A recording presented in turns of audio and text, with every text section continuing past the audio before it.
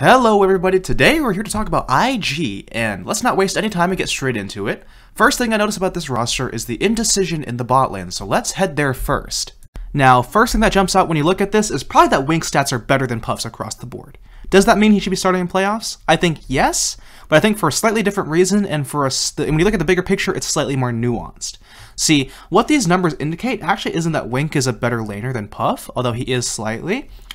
The rest of the laning stats are very similar, except for gold difference. And what this means is that Shun and Rookie are more willing to play around bot side when Wink is in the game, compared to Puff, where they leave him on an island, which is why his damage percentage, his kill percentage are lower.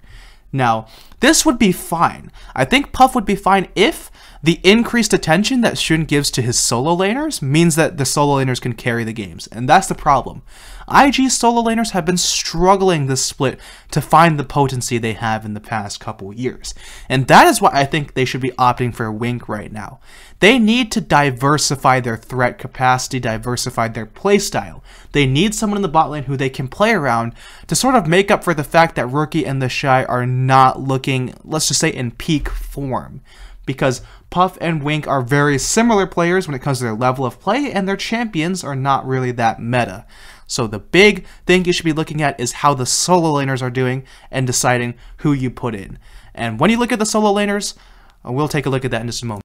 Now here are Rookie and the Shy stats. Now the first thing that jumps out to you is the damage share is so high compared to the ADCs. If there's anything that shows how much IG plays around solo lanes rather than the bot lane, it is the damage share numbers right here. And the second thing is that they are still generating leads, a lot more leads than you would expect considering the amount of games they've won. And what that means is something is going wrong that is kneecapping them from translating their lane leads into wins. And there's quite a few factors that go into that.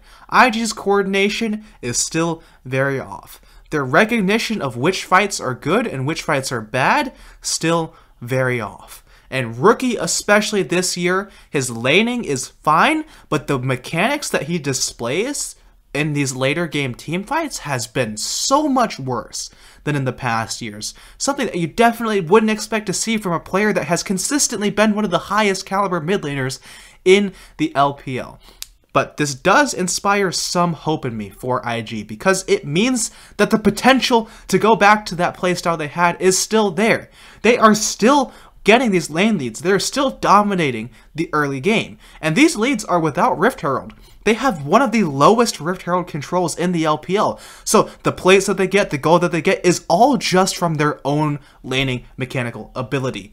So yes, if they can clean up their late game, if they can clean up their ability to play out these fights and find the right timings, they can go back to their old level of dominance. And you can see that if you look at their total stats here.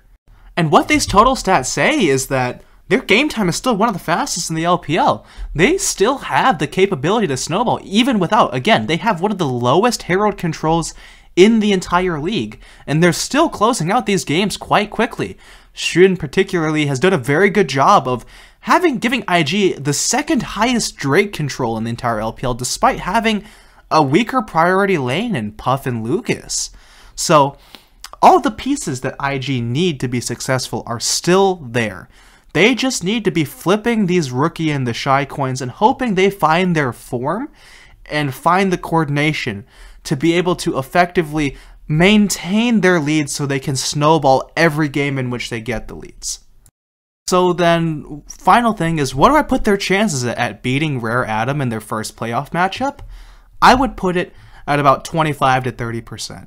IG versus RA is not a very good matchup for IG, because RA as a team is very good at punishing the opponent's mistakes, and IG are a team that is having a lot of problems when it comes to making these mistakes.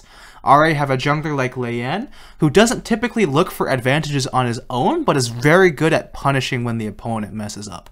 Same thing with someone like Fofo in the mid lane for RA. But the one thing I am confident in is whoever wins the series, I believe it will be a 3-0, because RA as a team don't tend to deviate from their mean level of play too much. Maybe the one exception is the LGD series they had. So if IG show up on the day, if they can be better than RA doesn't really have a chance of deviating too far from their mean and countering that. So I think they get 3-0'd if IG shows up on the day. However, if IG don't and RA can consistently punish them, RA doesn't tend to also make too many mistakes and randomly drop a game, so I believe that will also be a 3-0 to them in that case.